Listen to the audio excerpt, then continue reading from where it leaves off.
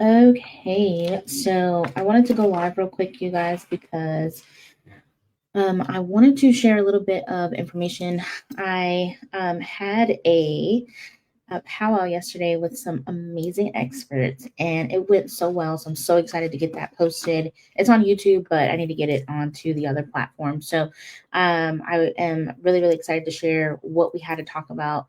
But I wanted to go live too because I think there's just a lot. There's so much information, and I want to make sure that individuals are able to get information. Because not everybody's going to see everything, right, that we post. So, I just wanted to come on here real quick today, nothing long, and just share a little bit about like the fact that or what we're trying to do to help people get approved, right? Whether that is something you're trying to do in the next month, whether it's something you're trying to do in the next 30 days or 45 days or 12 months.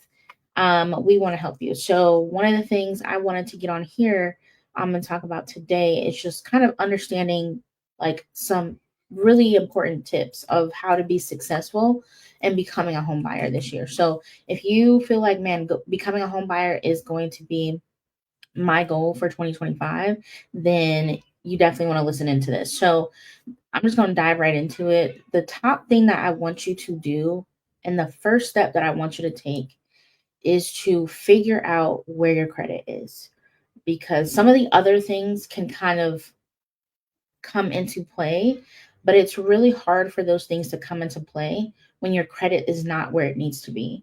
So I say this all the time, and I will always continue to say it and educate from this standpoint of your credit, right, doesn't have to be perfect, meaning it doesn't have to be an 800, it doesn't have to be a 780, it doesn't have to be a 720, right, to get through the process and become a homeowner. It does not have to be this super high number, right? You can get into a home with a 580 plus credit score.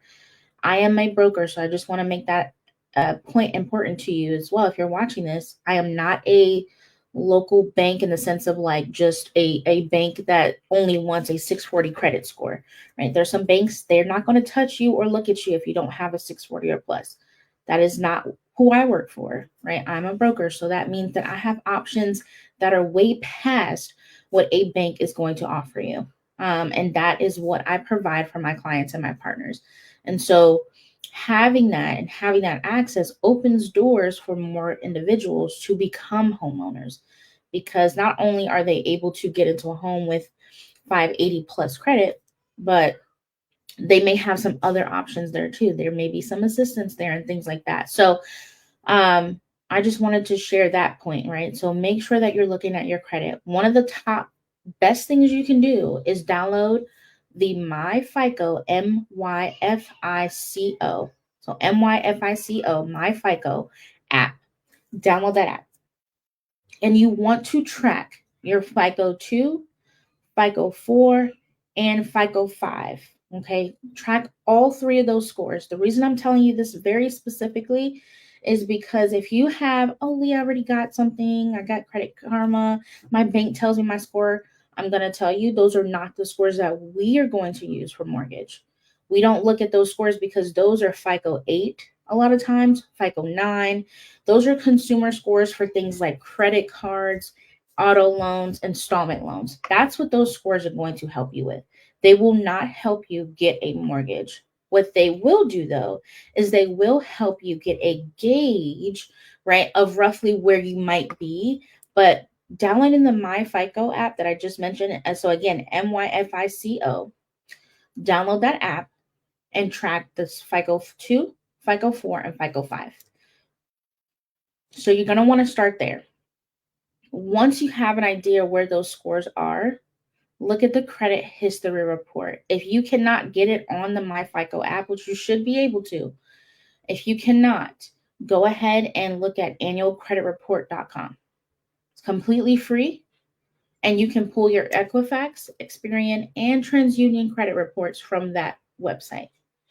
When you pull those reports, you want to check them for accuracy first. If they are inaccurate from the beginning, you have a problem and you want to figure out what is inaccurate. Is it addresses? Is it spelling of your name? It could even be something as simple as an incorrect date of birth. Any inaccuracy on any of the reports, don't assume that every report is the same. Any inaccuracy on any of these reports, you want to report it to the bureau and get it fixed, because that can cause issues with your credit score. So it may seem like it's not a big deal, but having any inaccuracy on your credit report can be causing. So if you're expecting your score to be a 680 and it shows up as a 599, and we've got inaccuracies, it could be because of that. So you're going to want to make sure there's accuracy. If it is accurate and you're like, oh no, this is all good, then you want to just check your report for, is there anything here that's showing delinquent? Is there anything showing in collection? Is there any charge off? So now you're going to be looking for, is there anything on my report that's negatively reporting? Because we want to get and figure out what in the report can we either fix, clean up, get paid on time, whatever may be going on in your report. Everybody's report is very, very different. It's like a fingerprint. It's very particular to you and unique to you. So whatever's going on that report, you want to make sure that, hey, what is on here? One, is it actually, again, reporting accurately? But two, if it is reporting accurately, if it is reporting negative, how can we fix that? Is it something where, okay, maybe I need to make some payments and get it from delinquent to paid on time? Okay, cool. I can do that, right? I can make some payments and get it back current and get it paid on time. But the worst thing you can do when you've got things on your credit that are either delinquent, late, anything like that, is avoid it. That is the worst thing you can do and think it's just going to go away. Because what's going to happen is if you avoid it and think it's going to go away, then when you really need to get into this position to either buy, get a new job, rent a new place, and they've got to pull your credit and you've been avoiding these things, now it's going to catch up to you. Now it's going to be this emergency scrambling to try to fix your credit, which fixing credit is not a quick fix. Okay, so you cannot just expect years of or using your credit in the wrong way to then become fixed in 10 days or 30 days. That's not how that works, right? Now, there are things, don't get me wrong, that you can fix pretty quickly. But for the most part, if you're talking about years of negligence, and I'm just speaking on those who just decide to not look at it and forget it, right? And not care about their credit, it's going to be hard to fix that in 30 days, okay? Now, if you've been someone that's been on top of your credit and you are trying to work on it and you have been working on it diligently, then you're probably in a position where you probably can fix some things with the help of an expert a little bit faster, right? So that's the biggest thing is credit. Make sure that you know where you stand or have an idea where you stand.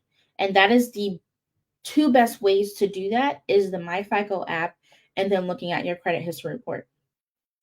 I'm not expecting you to read the credit history report and analyze it. I more so want you to look at it for accuracy and to get an idea of what is actually reporting and how it might be reporting.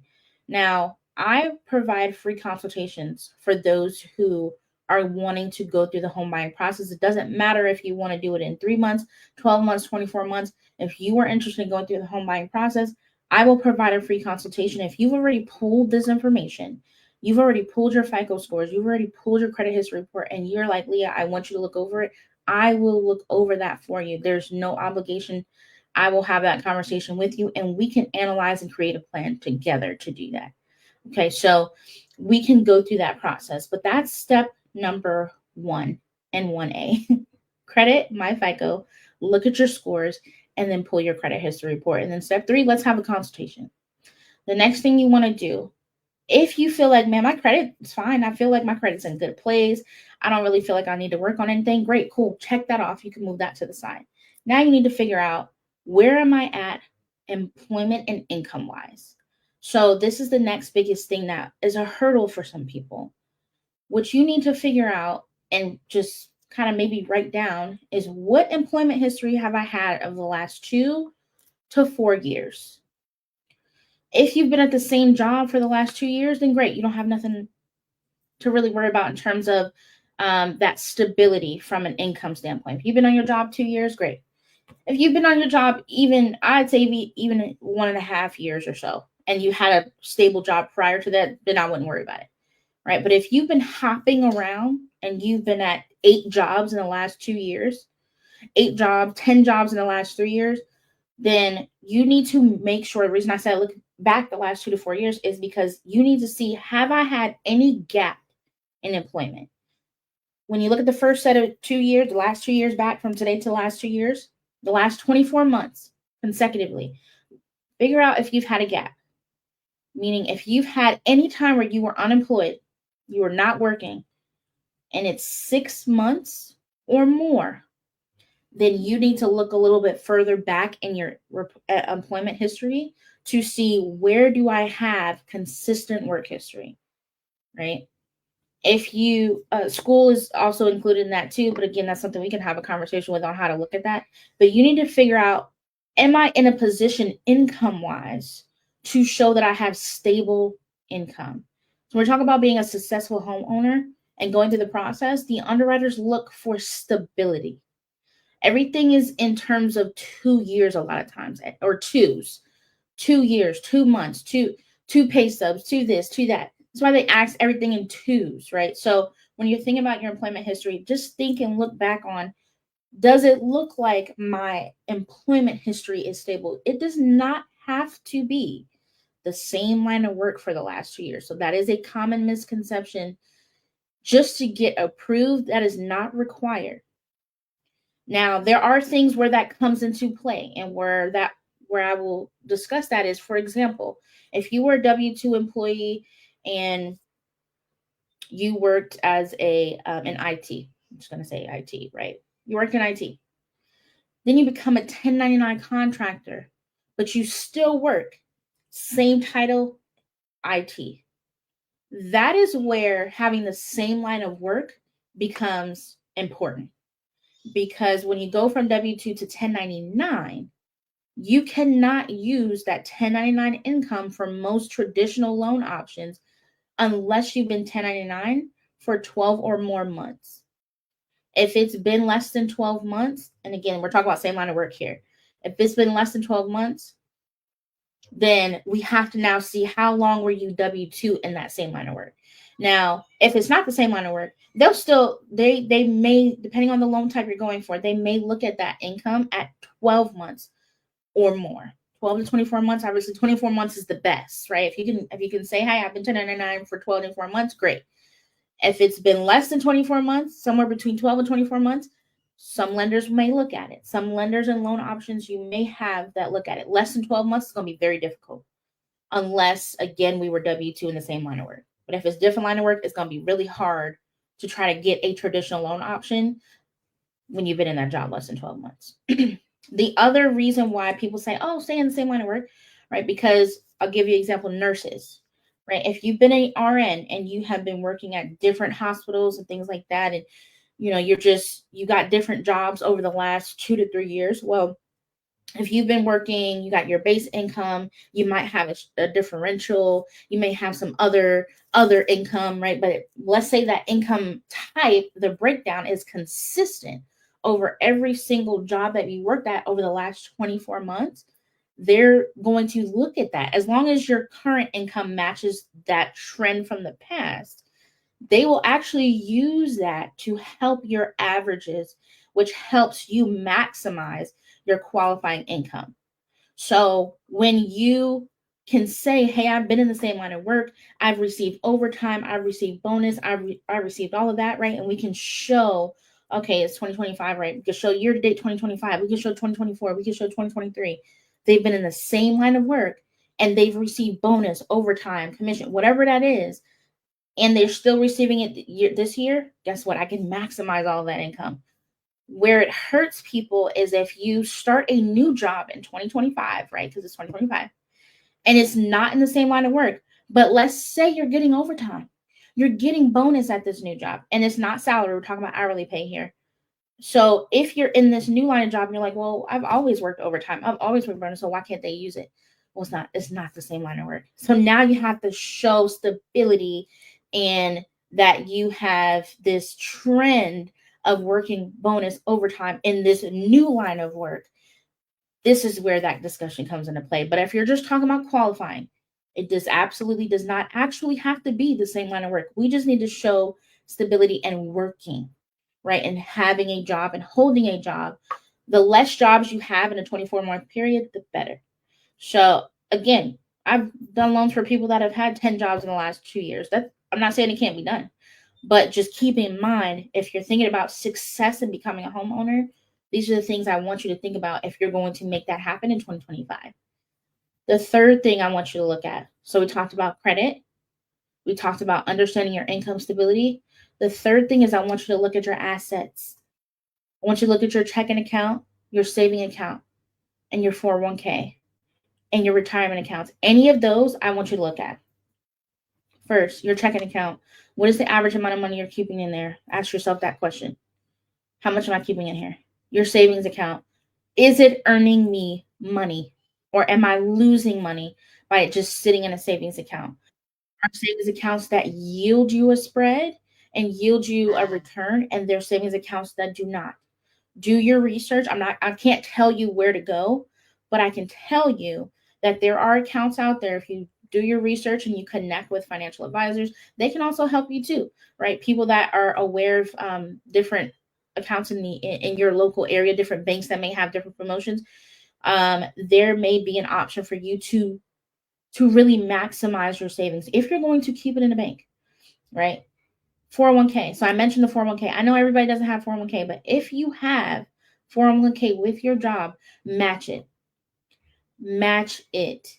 There are so many individuals I know that have been on their job for 15, 20 years, have never matched their 401k.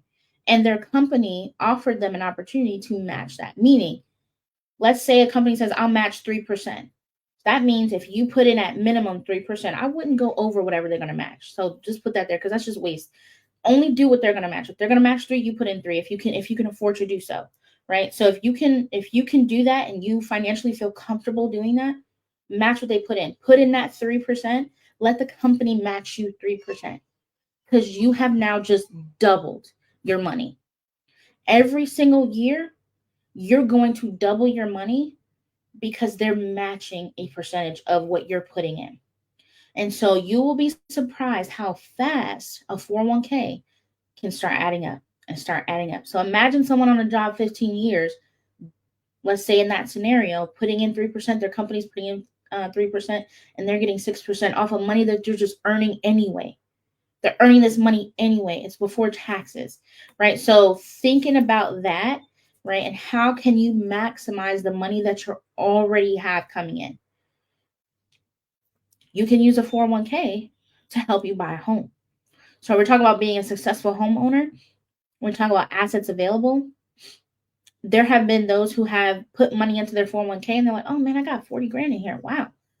I've been on the job for 8 years. This is amazing. I can now use, they don't have to use all of it. I can use a portion of my 401k and help me buy a home, help me achieve this goal that I've been looking forward to for so long. A lot of people don't think about their 401k. Some people have it and just forget it, right? And that's okay. I mean, for savings wise, right? Just let it grow. But if you're going to be buying a home, if you have a 401k and if you don't have one, but your job offers you one and you are in a place where you're like, oh, I could definitely put some money into that, I would start today. I would start today putting money into that 401k. Same thing if you have a 403b, any type of employee ran type of program, just put whatever they match in there.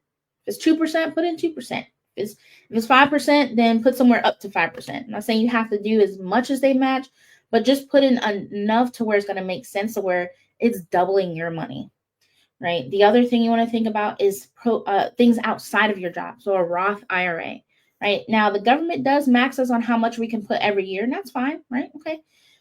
I don't know why they do that, but they do it. You would think they would just let you save whatever you wanted, but there's a max that they allow you to put in and contribute to your Roth IRA. That's another type of account. So you can have a 401k going for you. You could have a Roth IRA going for you, and both of those you can use towards buying a home. Now, those are kind of more long term, right? But if you've got tax return money, right? It's tax return season, and you're like, oh, I know I'm going to have tax return money. Put it into something that's going to grow it. If you don't think you're going to be ready to buy in the next 1 to 3 months, and you don't already have a plan. There's some people that are already planning, oh yeah, I know I'm gonna use my tax money. I know I'm gonna do this. I know I'm gonna do that. That's gonna help me with my down payment. Some people have already planned this all out. If you're not in that place and you haven't planned that out, but you know you want to do something with that tax return money, put it in a high yield savings account. I talked about it just a few minutes ago. Find a high yield savings account to put that in so it can grow until you're ready. So that once you're ready, it wasn't just sitting there losing money by 0.01% the bank is going to offer you. No, get you a high yield savings account and let that money make money for you until you're ready. That's what you want to do with that tax return money, right? That's a little bit of what you want to do. Again, this is if you have a goal to buy a home and you're not trying to maybe pay off some things and things like that. Because again, the first thing I talked about was credit. So if you actually have a goal of trying to fix your credit, that may be where some of that money is going. Totally understand. But if you're at a place where, no, my credit's good, my income's good, I just need to save, then that's what you should be doing. The third thing about the money, though, we talked about a little bit about the assets, is there are programs. There are programs available for just about anybody that wants it or needs it. Let me put it that way. I talked about earlier, we can do scores down to 580. There are programs, believe it or not, for those who have a 580 credit score. Now, some loan officers will say, oh my God, these programs are horrible. Come back to me when you save money. I'm never going to say that. What I'm going to say is not every program is for everyone. Some programs are for people that have a 580, but maybe they have really, really strong income. Maybe they just made some mistakes, so that's why the credit is down than maybe where they want it to be, but it doesn't disqualify them. It doesn't disqualify them. They still can qualify. They got great income. Maybe they got a little bit of savings, but they just need a little bit of help. They need a little bit of boost. Okay, great. We got a program for you. We can help you get into that home with 3.5% or even up to 5% with some of these programs of assistance into that home from the lender. For those who may have a little bit higher credit score, maybe they don't have super high income, maybe mid to low, the state has programs. We've got Florida, specifically for Florida anyway, there are programs that are available that can help you get into a home. Hometown Heroes does not have money right now, so just heads up on that. But because I get that question a lot. But Florida Bond does. Florida Bond is $10,000 across the board. 640 credit score is it's very specific, right? But that's 10 grand that a first-time home buyer can access to get into a home, right? All of the programs that are available for first-time home buyers allow something called a seller concession or a seller credit, which means on top of getting assistance, you can get the seller of the home that you're interested in to help you with some additional credits. Now, that has to be negotiated. I never promise that because we don't know. We don't know what the seller's thinking. We don't know their situation. And so that is a negotiating piece. That's where I'll say, hey, so-and-so, this is what we got. These are our options. It may be beneficial for us to ask for 3, 4, 5% in seller credit to make this work so that our client has the least amount of money out of pocket. The realtor's going to go, okay, great. Well, let's negotiate it, right? And so that's when they get to work. They do their thing. That's not my thing. I stay out of that, right? I tell you the money, and they're going to negotiate. They negotiate, and they come back to us, and we know whether we got an offer accepted or not, or maybe a counter offer. Maybe the seller said, yeah, I can't give you, maybe we asked for 10, and they're like, we could give you 8, right? And then we have to figure out, does 8 work for our numbers? Is our client okay with 8 and maybe paying the rest out of pocket? Right. And so when you're talking about assets available and you're talking about money going into the transaction, there are ways as a first-time home buyer to keep your out-of-pocket low. Now, that does not mean that you come to the transaction with $0. Understand, buying a home costs money. It just can cost you less if you're a first-time home buyer. So that is a very important piece to understand, is it does not mean you can come to the table and think, oh, I don't have nothing in my account. I don't have nothing in my pocket, but I want to buy a home. No, you need to understand that you need to either have money already or have a plan for having some kind of funds, because there are costs. You've got your upfront costs that are going to go into this, your inspections, your appraisal, your survey, your earnest money deposit, which is your deposit on that contract. When you write that contract that you want to get accepted, you have to put a deposit on that. All of that is upfront costs before you even get to the closing table. So it doesn't matter if you're a first-time home buyer or not. Those are costs that you got to think about, right? So you want to make sure you've got something to the table. You ain't got to have a whole lot. right? So if you say, hey, Lee, I got $5,000, we're going to make $5,000 work. Okay. So I'm not saying you got to have a whole lot, but you got to be understanding that you have to have something. You can't think that we're going to have $0 in your account and we can get you into this home. I'm not going to promise you that, because that is a unicorn, right? Not saying that people haven't, because I've seen it. I've seen it on social media, and people like, oh yeah, I got into the house with $0. There is a couple of unicorn programs out there with super niche, that have helped people, cover a lot of their costs, but it comes with a hefty price, right? So when you're thinking about some of these programs of what that costs you, right, it may cost you a hefty price in the interest rate. It may cost you a hefty price in your time. It may cost you a hefty price in having to jump through hoops to even get through a program, right? You don't have to do all that with us. When you get pre-approved and we're working on your pre-approval, we already can tell you whether you're approved with a program or not. It's not jumping through a bunch of hoops and doing all this stuff just to find out if you can get approved for a program, which, may or may not even be beneficial for you. So the biggest thing that you want to do is just have a conversation. So just to recap, like I said, I wanted to just talk about a little bit of how to be successful in 2025. Credit, number one, understand where your credit is. Number two, are you in a place where you have stable income? I didn't mention this and I apologize, but self-employed borrowers, if you have just become self-employed in 2025, you're going to need 2 years of income, 2 years of tax returns. There might be an option for a 1 year, but the best rule of thumb is 2 years of tax returns. So again, that same line of work kind of comes into play here too, because if you were in IT, right? Again, I'm gonna use that same example as a W-2, and then you just became self-employed in 2025, and you're in IT, that may slide, right? Because you were W-2 IT, now you're self-employed IT 2025 tax return. We could probably use 1 year for that. But don't bank on that, right? Because if you don't qualify for that type of loan, now you're still stuck with having to get 2 years of tax returns. So if you're self-employed, make sure that you understand that you need 2 years of tax returns.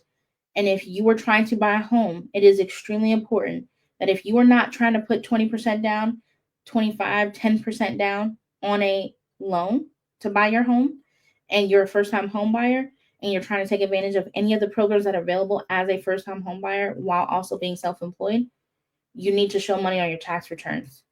You're going to have to be very aware of the money you're showing on your tax returns. You're going to want to talk to your CPA. Let them know, hey, I have a plan to buy a home in a year, 6 months, or whatever, right? So if you were self-employed in 2023 and 2024, right? So you got 2023 and you're about to file your taxes for 2024 and you haven't done it yet, talk to your CPA. Let them know, I have a plan to buy a house. How can we maximize this so that I can still take deductions, but still be able to show an income? And if you're not sure, guess what you can do? You can call me. We can have a consultation. We can look at your taxes and we can give you guidance on how can you best move forward with making that work and being successful and becoming a homeowner for 2025. So that is what you're going to want to do if you're self-employed. You need to show income. You're going to want to show income. Making sure that net number, that is what we look at. We do not look at your gross. That doesn't mean anything to the lender. And I hate to say it that way, but they're not going to look at that. They're pretty much just avoid all of that. They go straight to your net number. So that means after all those deductions, if it says negative 12,000, guess what? That's what they're using. And we don't want to do that. So just keep in mind, if you're thinking about buying a home, you're going to want to look at those taxes. So income. And then, like I said, the last thing is the assets that you have available, right? And having a plan. Am I going to go for assistance? Am I using my own money, right? Like, am I getting an influx of money coming in that I could use? Or am I getting gift money from family, right? A allowable source. And if you're not sure, which I know most people don't really know what that means, and that's okay. Again, reach out to us and ask us. We can help you. So that's all I wanted to come on here and just kind of share a little bit about the top 3 things that's going to help you become a successful homeowner in 2025. If that is your goal, if you do those things, you will be able to be in the right place and put yourself on the best path to becoming a homeowner this year.